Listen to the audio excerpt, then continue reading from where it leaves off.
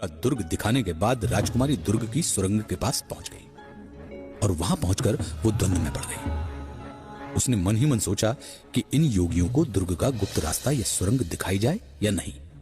एक तरफ मां का आदेश और दूसरी तरफ राज्य की सुरक्षा का प्रश्न। ऊदल ने राजकुमारी के हाव भाव से यह समझ लिया था कि राजकुमारी विजय सेना कुछ छुपा रही है। ऊदल ने बड़ी दृढ़ता से राजकुमारी को समझाया। अलख निरंजन, हमें ज्ञात हो रहा है कि आप हमसे कुछ छुपा रही हैं राजकुमारी। देखिए, आपको रानी माँ ने आदेश दिया है कि आप हमें इस दुर्ग की पूरी परिक्रमा करवाएं।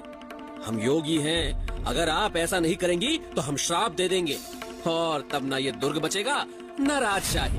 हाँ, आप क्या सोचते हैं कि अगर आपने राजमाता को अपनी बातों में उलझा लिया है तो हम भी आपके इस बुलावे में आ जाएंगे?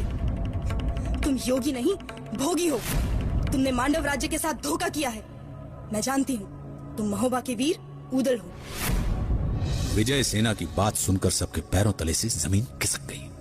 राजकुमारी ने ऊदल को पहचान लिया था, मगर कैसे, ये किसी को समझ नहीं आ रहा था। आश्चर्य में हो ना कि मैंने तुम्हें कैसे पहचान लिया? याद करो, जब सिरोंज के महाराज की बेटी का विवाह हुआ था तब तुम बारातियों में थे। तुम्हारी वीरता की कहानियां मशहूर हो चुकी थी। बारातियों के साथ तुम केसरिया पाग पहनकर बेंदुला घोड़े को नचाते हुए आगे बढ़ रहे थे। तभी मेरी सहेलियों ने मुझे बता दिया था कि तुम महोबा के वीर ऊदल हो। लेकिन अब मुझे ये बात समझ में नहीं आती कि इतने महान वीर को पीठ पर छुरा घोंपने जैसे इस कायरतापूर्ण प्रपंच की रचना क्यों करनी पड़ी। ये कहकर राजकुमारी विजय सेना ने अपनी तलवार निकाल ली। ऊदल ने बड़े शांत भाव से राजकुमारी को समझाया। राजकुमारी कायर नहीं है।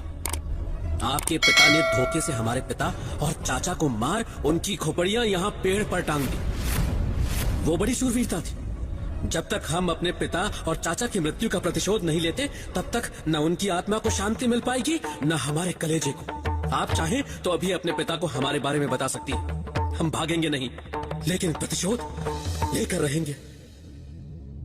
ऊदल ने राजकुमारी को अपने पिता बघेल राज जंबे को बुलाने का जिक्र किया, लेकिन राजकुमारी स्वयं ऊदल के सम्मुख समर के लिए तत्पर हो चुकी थी। तभी ऊदल को धर्म युद्ध के नियम याद आ गए। दोनों ने तलवारें तान ली और युद्ध छिड़ गया। राजकुमारी एक कुशल योद्धा की तरह ऊदल पर वार करती रही और ऊदल सिर्फ अपने आप को बचाते रहे, क्योंकि उनके दिमाग में अपनी मां मल्हना का आदेश गूंज रहा था कि स्त्री के ऊपर अस्त्र नहीं उठाने चाहिए। अचानक घटी इस घटना ने सबको भौचक्का कर दिया था। आल्हा, ढेबा और मलखान अचंभित खड़े देख रहे थे। कुछ देर तक वार करने के बाद राजकुमारी थक हार कर बेहोश हो गई। तभी सबने मिलकर राजकुमारी को हवा की, पानी के छींटे उसके मुंह पे मारे। जब राजकुमारी होश में आई तो उसका अभिमान पिघलकर पानी हो चुका था। वीर ऊदल, तुम्हारे बारे में जो कुछ भी सुना था, तुम उससे ज्यादा बहादुर और धर्मप्रिय हो। ये सत्य है कि मेरे पिता ने तुम्हारे पिता के साथ अधर्म युद्ध किया था, लेकिन तुम्हें धर्म युद्ध का भली भांति ज्ञान है। इसलिए तुम्हारे इस युद्ध में अब मैं तुम लोगों के साथ हूँ। अब मैं जो कहने जा रही हूँ उसे ध्यान से सुनो। ये जो सामने दीवार है उसके पीछे एक सुरंग है जो यहाँ से कोसों दूर बबूरी वन में निकलती है। ये दुर्ग सब तरफ से इतना सुरक्षित है कि किसी और रास्ते से यहाँ प्रवेश कर पाना तुम लोगों के लिए शायद नामुमकिन हो।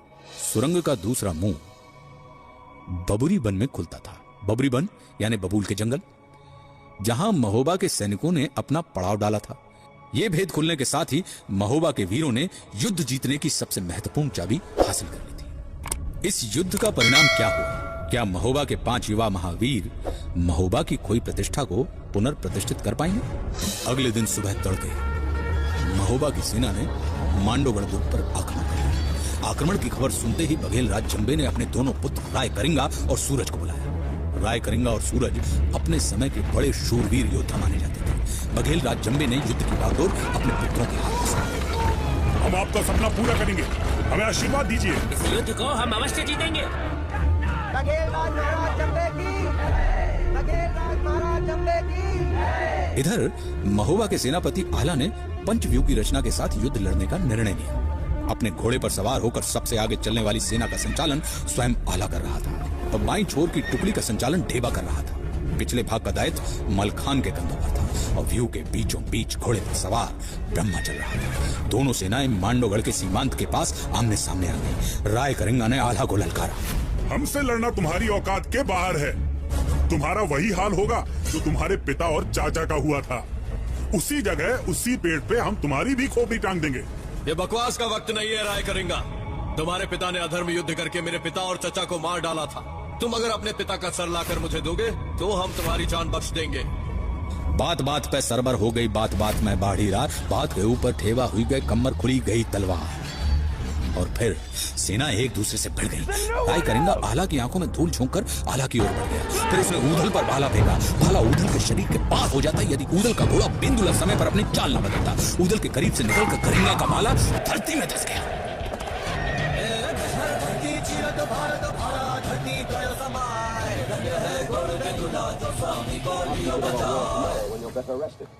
इस घटना से राय कलिंगर आश्चर्यचकित रह गए। उसने ऊदल पर तलवार से आक्रमण किया और ऊदल ये कहकर राय कलिंग पर टूट पड़ा कि पहली वाणी मैं बोलत नहीं, दूजी मैं नहीं करते रार, और तीसरी वाणी मैं छोड़त नहीं, मुंह में ठूसते ही तलवार। और ऊदल के पहले वार में ही राय कलिंगर घायल हो गया और वो रणभूमि छोड़कर भाग गया। इस घटना से उसकी सेना का मनोबल टूट गया और भगदड़ मच गई। लेकिन तभी सूरज ने मांडोगढ़ की सेना की बागडोर अपने हाथों में ली और आल्हा को ललकार कर कहा, आल्हा, इतने सैनिकों की जान गंवाने से कोई मतलब नहीं। आओ हम दोनों द्वंद्व युद्ध करें और द्वंद्व युद्ध के फैसले से इस युद्ध का फैसला हो। अरे जाओ, अगर तुमसे मैं लड़ूंगा तो दुनिया के सारे वीर मुझ पे ये कहकर हंसेंगे कि आल्हा ने एक बच्चे को हरा दिया। तुम्हारे लिए तो मेरा भाई ऊदल ही काफी है। आल्हा का आदेश पाते ही ऊदल सूरज के साथ द्वंद्व युद्ध करने के लिए तैयार हो गया। दोनों की तलवारें निकल गईं और वे दोनों एक दूसरे पर वार करते रहे। ये लड़ाई शाम तक चली और सूरज ढलने के बाद आल्हा ने दोनों को रोक दिया। आल्हा ने दोनों वीर योद्धाओं को शाबाशी दी और दोनों पक्ष की सेनाएं अपने अपने शिविर में लौट गईं। आज का युद्ध तो बिना किसी निर्णय के समाप्त हो गया। लेकिन अगले दिन की सुबह महोबा के लिए क्या मुसीबत लाई। राजकुमार करिंगा ने कौन सा पैंतरा